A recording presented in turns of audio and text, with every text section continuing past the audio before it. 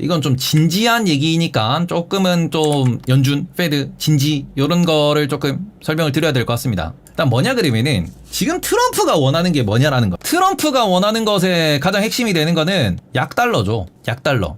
약달러 역시도 무엇 때문에 원하냐 그러면은 결국 본인들의 무역 수지 적자를 줄이기 위해서예요. 금리 인하를 얘기하는 것도 결국에는 달러가 약해지는 방향으로 가기 위한 그런 포석입니다. 지금 스태그플레이션 얘기도 계속 나오는 것도 그러한 시장 분위기들이 무엇을 만들어요? 약달러를 만들고 있는 중이죠. 그리고는 약달러를 하면서 재정 적자를 축소시키겠다라고 하는 이 부분에서 핵심이 되는 거는 달러 리약세로 만들고 그 다음에는 수입을 늘려서 관세를 뭐 이렇게 뭐 더 받겠다와 그리고는 핵심이 되는 거 이자 비용을 줄이겠다. 재정 적자를 줄인다라고 하는 이 부분에서 최근에 이게 누구더라? 이름은 지금 기억이 안 나는데 무슨 보고서 하나가 나돌고 있어요.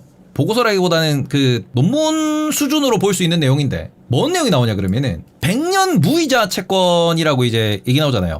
100년 무이표채. 금융으로는 이렇게 이야기하는데 우리는 뭐 금융하는 사람들은 아니니까 100년 무이자 삥. 야, 너 지금 우리한테 10조만 줘봐. 100년 뒤에 이자 안 붙이고 10조로 돌려줄게. 이 삥이지 이게 뭡니까 이게. 진짜 이렇게 얘기해요. 지금 네가 내한테 100조를 주면은 내가 네한테 100조를 줄게. 100년 뒤에.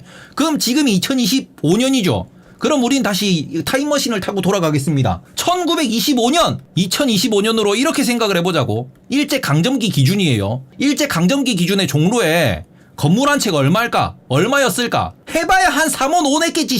그지 않아요? 1925년도에 그때 우리가 뭐 원 단위가 아니고 환 단위가 있었을 거 아니야. 이 당시에 우리가 종로 건물 한 채 5원이라고 치자. 그래 50원이라고 치자. 이 50원을 그때 빌려가서 그때는 종로 건물 한 채의 값이었어. 그리고는 이자도 안 붙이고 100년 뒤에 50원을 돌려준대. 돈이냐 이게? 돈은 돈이지. 뭘 살 수 있는데? 네가 50원으로 할 수 있는 게 뭐 있는데? 야 슈퍼챗도 단위가 1000원부터다. 100원도 있나? 1000원부터지. 50원으로 네가 뭘 할 수 있는데 100년 전에는 50원으로 건물을 살 수 있었다니까? 진짜 삥이에요 이거. 진짜 삥. 인플레 전혀 감안 안 하고 진짜 삥 뜯어가는 거라니까. 삥 뜯어가는 거 이거. 그런데 이 삥에 대해서 이 얘기가 진지하게 나오는 이유가 뭐냐 그러면은 이거는 나중에 따로 한번 좀 관심 있는 분들 찾아보세요. 제가 나중에 아마 주말에 날 잡고 영상을 하나 올릴 것 같은데 이 부분에 대한 얘기가 나오는 게 뭐냐 그러면 이게 경제학에서 되게 유명한 그 이야기가 있어요. 트레피네 딜레마라고. 이거는 옛날 그 금태환제에서부터 이야기가 나왔던 겁니다. 경제는 계속 성장을 하는데 경제는 계속 성장을 해. 근데 금의 생산량은 경제 성장을 못 따라가. 그리고는 금을 대체한 달러 같은 경우에도 계속해서 글로벌 경제는 성장을 해. 근데 달러는 기축통화로서 지위를 유지하고 싶어해. 그럼 미국의 적자는 점점 커져. 그럼 미국 파산 안 해요? 미국은 파산할 수밖에 없어. 근데 미국을 파산 안 시키려면은 달러, 우리 기축통화라는 달러 자산의 지위를 놔야 돼. 그거 싫대. 그러면 글로벌 경기가 성장하면 안 돼. 그것도 싫대. 성장과 기축통화와 그리고는 미국 적자라고 하는 이 세 가지는, 요 삼각 트라이앵글은, 요 세 가지의 조건은 무조건 하나는 포기해야 된다 이거야. 그러면 이 부분에 있어가지고 지금 문제가 되는 게 뭐예요? 기축통화 읽기 싫다. 그럼 여기서 뭐예요? 성장도 포기 못해, 기축통화도 포기 못해. 그럼 미국은 적자를 봐야 돼. 근데 미국의 적자가 누적되면 결국 뭐예요? 미국은 파산을 해. 이거 어떻게 컨트롤할 거냐 이거거든요. 그러니 트럼프는 지금 여기서 무슨 얘기를 하냐 그러면은 성장이라고 하는 것을 너희들이 가져가니까 미국도 성장하지만 글로벌도 달러 덕분에 성장하는 거니까 이걸 삥 뜯겠다. 너가 국가에 있는 너가 국가 내에서 장사하는 기업들의 성장을 위하여, 그 기업들이 고용하는 그런 노동자들의 월급을 위하여 국가가 희생해라. 그러니까 100년 동안 미국에다가 돈 빌려줘. 그럼 우리는 기축통화를 유지할 수도 있고, 그리고는 너희들이 성장도 할 수 있으며 우리는 파산을 안 할 수 있다. 트레피네 딜레마가 영구히는 아니지만 일시적으로 균형을 맞출 수 있다. 와, 어려운 내용이거든. 제가 최대한 쉽게 설명한 거예요. 저도 이거를 어떻게 설명을 드리지라고 이제 고민을 되게 많이 하다가 되게 최대한 좀 이해가 돼 있었을라나? 최대한 쉽게 설명을 드린 거예요. 미국은 달러를 놓기 싫고 글로벌 성장, 미국의 성장도 가져가야 돼. 그럼 무조건 적자는 터져. 근데 지금 적자를 줄여야 되잖아. 이게 핵심 목표라며. 그래서 뭐합니까? 우리의 그 소위 말하는 전 지구적인 성장을 위하여 전 지구적인 희생을 하라. 갖고 와. 돈 갖고 와. 그래서 이런 부분에 있어가지고 요걸 얘기하면은 오히려 말하라고 협정이라고 지금 일단 말은 지금 돌고 있죠.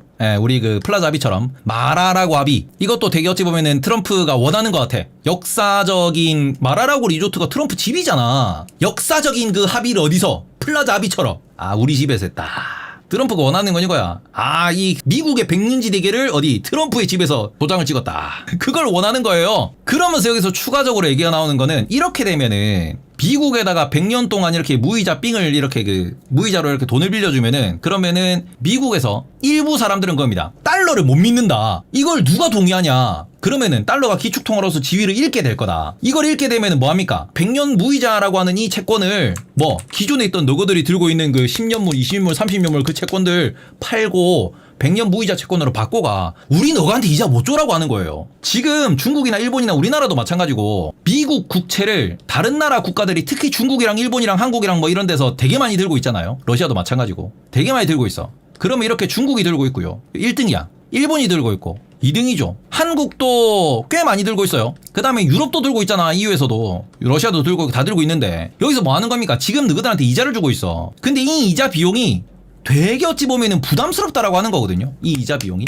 그러니까 10년물, 20년물, 30년물이라고 하는 이 장기 채권에 대한 이자를 나는 너한테 못 준다라고 선언하는 겁니다. 그러니 뭐 너가 들고 있는 장기 채권은 시장에 내다 버리고 시장에 팔고 혹은 다시 반환하고 그 돈 가지고 뭐 하는 거야? 이자 없이 무이자로 100년 동안 돈을 가져와. 이렇게 얘기를 하는 거거든요. 무이자로 100년 동안 이렇게 돈 가져오라고 하는 거예요. 무이자로. 그러면은 미국은 뭘 줄일 수 있어요? 당장 나가는 적자, 당장 나가는 이자를 줄일 수 있지. 당장 나가는 이자를. 그러니 여기에서 무슨 얘기 나옵니까? 원래 들고 있던 채권 팔아라며. 원래 기존 보유 채권에 대한 이거를 매각을 해서 이 매각된 돈을 어디로 가져오라는 소리예요? 삥 뜯겠다라고 하는 거거든. 잠깐만. 달러라는 것에 대한 신용도도 문제고 기존에 보유했던 채권들 시장에 튀어나오네요. 이러면 채권 팔아야 되는 거 아니에요? 이거 정말로 아무 문제 없이 협정이 진행될 수 있어요. 중국이 좋다고 오케이하고 일본이 좋다고 우리는 트럼프 형님께서 또 말씀하시는 모든 것은 하겠습니다 해주겠냐고. 아무리 일본이 호구라 그래도 일본이 미국한테는 호구지만 해주겠냐고. 지금 EU랑 그렇게 관세로 벽 세우고 있는데 해주겠냐고 여기가 지금. 그래서 몰라 그냥 미국 국채 다 집어던져 그러면은 채권금리가 어떻게? 채권금리가 튈 수 있다. 채권에 대한 말 그대로 공매도와 투매가 발생할 수 있다. 이런 걱정을 하는 시각이 한쪽에 있어요. 이런 걱정을 하는 시각이. 그러니 되게 조심스럽게 얘기하고 있는 게 맞아요. 트럼프 쪽에서도 베센트도 조심스럽게 얘기합니다. 그리고는 계속 떡밥을 뿌리는 거야. 계속. 여기에 못해도 그냥 뭐 50조 100조만 들어와도 그런 식으로 그러니까 이게 과연 될지 모르겠지만 다른 국가는 모르겠고 중국이 무이자 채권에 대해서 몇 천조를 들고 있잖아. 미국 국채를. 그냥 한 300조 정도? 이렇게 쏴요. 알았어. 전부는 아니고 한 300조 정도 쏘면서 이거만큼 무엇? 관세 협상에 만약에 이거를 이용한다라고 한다면은 이건 진짜 베스트일 거예요. 이거는 정말 어찌 보면은 트럼프나 그쵸 시진핑의 결단이라고 표현할 만큼 이거는 엄청난 사건이 될 겁니다. 그리고 이걸 가지고 트럼프는 압박할 거고요. 좋은 카드 줬잖아. 이거 오케이 하면 우리가 관세 깎아주고 그럼 우리가 글로벌하고 다시 어깨 걸고 할 수 있다니까? 그러면은 아까 말씀드린 요 트래핀의 딜레마라고 하는 거 플러스 무엇? 이자 비용이 당장 줄어들죠. 채권 금리는 순간적으로는 흔들리겠지만 장기적으로는 어떻게 돼? 재정 적자가 줄어들면 무엇이 줄어들어요? 비용이 줄어들지. 그러면 뭐가 줄어들어? 채권 발행량 자체가 줄어들어. 채권 공급 자체가 줄어들어요. 이러면 어떻게 돼? 시장의 채권 자체가 숫자가 줄어드니까 가격도 내려올 수 있죠. 단기적으로는 제가 개인적으로 한 4.5 정도까지는 튈 수도 있다. 시장에선 여전히 이게 확정된 게 아닙니다. 말하라고 협정이라고 하는 저거 자체가 정말로 지금 될지 안 될지도 모르는 거고 이걸 중국이 오케이 할지 안 할지도 모르는 거고 그 규모가 얼마일지도 모르기 때문에 지금 장기 채권에 대해서는 금리 인하가 확실치가 않고 지금 인플레에 대한 그런 이슈가 확실치 않기 때문에 지금 시장에서는 어느 정도는 그냥 이런 시나리오들이 있더라 정도만 체크하는 정도고 그리고는 이제 관세 때문에 이거 뭐 금리 인하 못하고 뭐 인플레 진짜 오고 인플레 데이터 올라오면은 장기 채권 올라갈 수 있지. 그러면은 미국의 지금 재무부도 라인을 그어놨습니다. 어디 5.0 기억하셔야 돼요. 베센트 재무장관이 장기 채권 5.0이 넘어가는 건 싫다라고 이야기했어요. 이게 넘어가면은 채권시장 주식시장이 무너지는 걸 알고 있다라고 얘기했어요. 5.0을 넘는 거 10년물 국채가 5.0을 넘는 건 맞겠다라는 거야. 그러니까 지금 그 소리를 듣고 10년물 국채가 4.2, 4.3까지 눌려 있는 거거든요. 그래서 이게 조금 더 튀어 올라가면 얼마? 지금 4.3 정도에서 한 4.5에서 한 4.8까지는 사람들이 본다라고 하는 게 뭡니까? 혹시나 인플레 와서 금리 인하 못한다는 얘기 나올까봐. 인플레가 다시 올라가면서 금리 인상이라는 썰이 돌까봐. 그런데 여기에서 미국 재무부나 미국의 그런 똑똑한 분들이 되게 무서운 이유는 뭐냐 그러면 또 무슨 얘기 하는 거예요? 요거만 가지고 하면 이것도 추가적인 거 있어야지. 추가적인 거 뭐. 그래서 얘기가 나오는 게 뭐냐 그러면은 미국 은행 규제 해제. 미국 국채에 대해서 국채금리가 올라갈 때는 무슨 일이 발생하는 거예요? 국채금리가 올라갈 때는 인플레가 올라가면은 국채금리가 올라갈 겁니다. 두 번째, 경기가 좋아지면은 국채금리가 올라갈 거예요. 세 번째, 매도세가 강해지면은 국채금리가 올라갈 거예요. 일단 당장 생각나는 건 요 정도예요. 그죠? 그러면은 지금 인플레이션이 올라간다 이거는 아직 몰라요. 시간이 필요해요. 아모른직다. 관세가 어떻게 될지 모르겠다. 경기에 대해서는 지금 현재 시장 분위기로는 경기가 좋진 않다죠. 그러니까 이런 부분에서 10년물 국채금리가 너무 튀지도 않는 상황이야. 그렇다고 채권이 막 내려가지도 않는 상황이야. 4.25, 4.3에서 왔다 갔다 이러고 있어 지금. 그죠? 왔다 갔다 이러고 있어요. 아, 미국 국채 하나 더 있네. 무엇? 네 번째, 트럼프가 싫어하는 거. 발행량이 늘어났을 때. 그쵸? 공급이 늘어났을 때. 그러면은 미국 국채 금리가 올라가는 거예요. 금리 상승. 가격 상승 말고 금리 상승. 가격은 하락이에요. 미국 국채 매도세가 많아진다라는 거는 뭐예요? 아까 얘기했지. 아, 갑자기 집어 던지라 그러면 매도세 많아지는 거지. 누가 받아줘야 돼? 이 매도세가 많아진다라는 이 부분, 투매가 나온다라는 이 부분, 소위 말하는 수요 공급에 있어가지고 이 부분, 요거는 앞으로 앞서 말씀드린 것처럼 이 발행량 같은 경우에는 누가 조절하는 거예요? 재무부 조절이에요. 재무부 조절. 재무부가 조절을 하겠대. 지금 발행 많이 안 해요. 부채 한도 협상도 분명히 지금 뭐 통과가 안 된 것도 문제가 있지만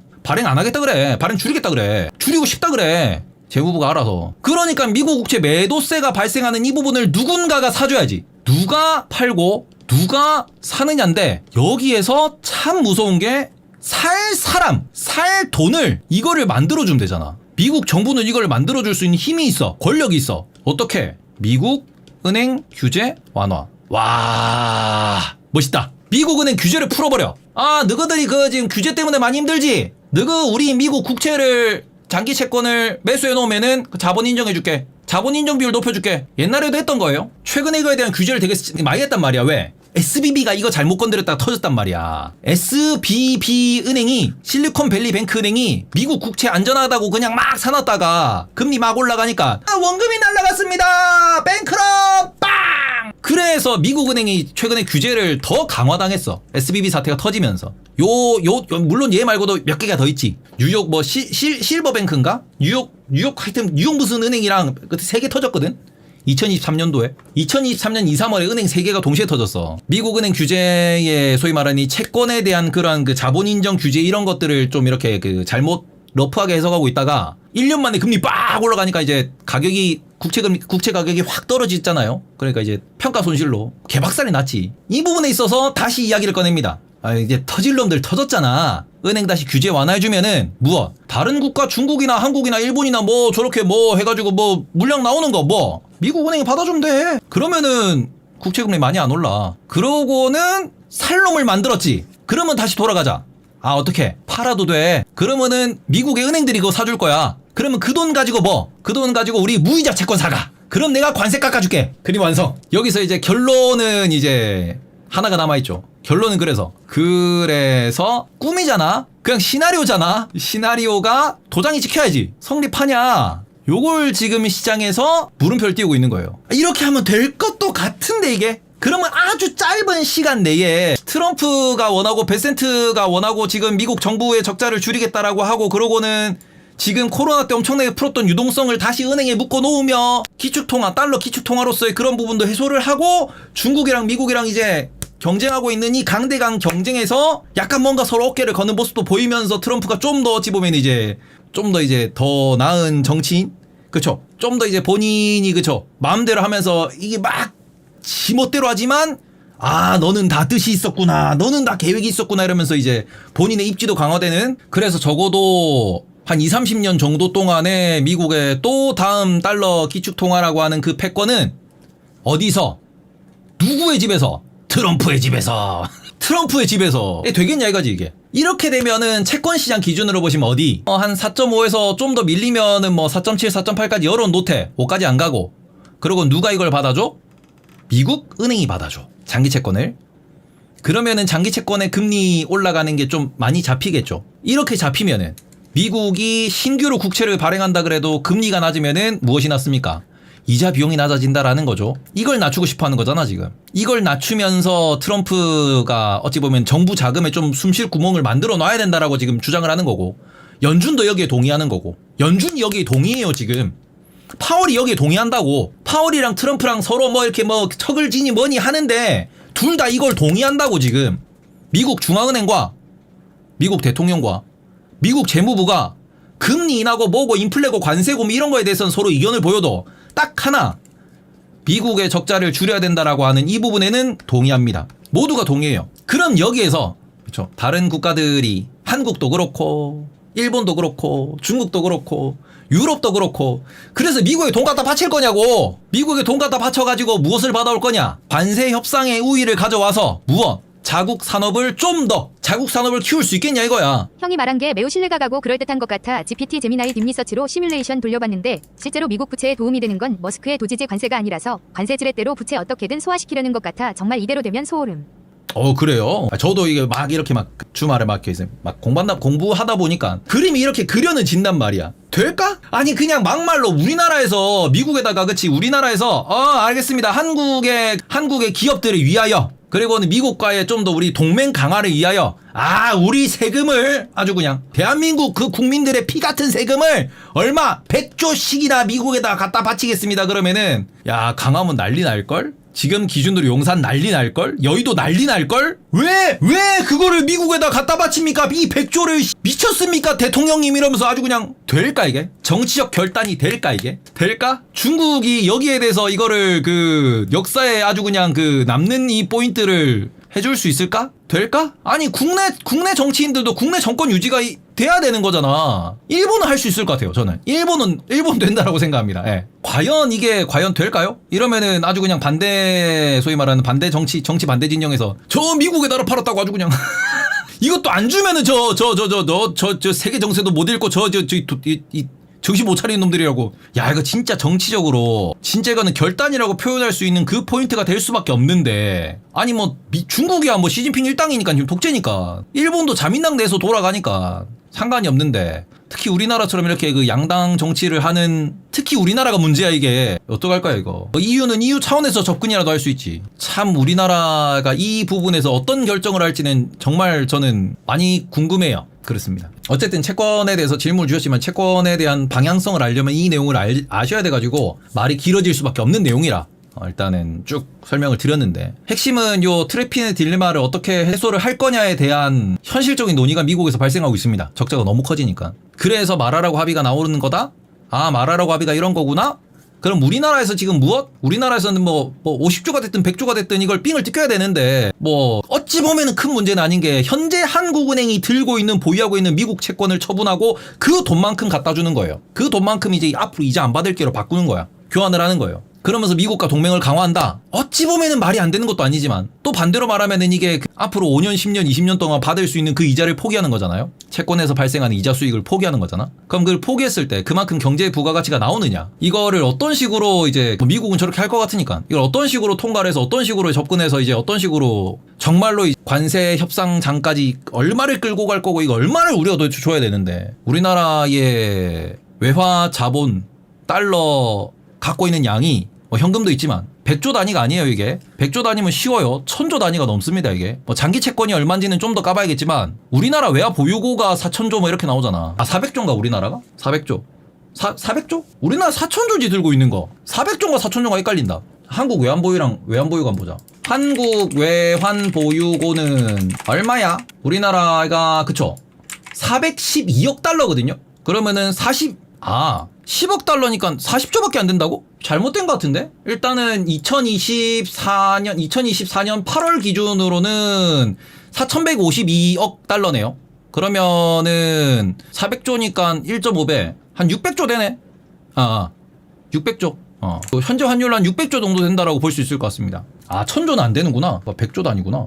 쏘리. 그래서 댓글로 이제 이거를 이제 AI로 검증하시는 분들이 많이 계셔가지고 확실하게 해야 돼. 우리나라 1년 예산 정도 들고 있다라고 볼 수 있겠네요.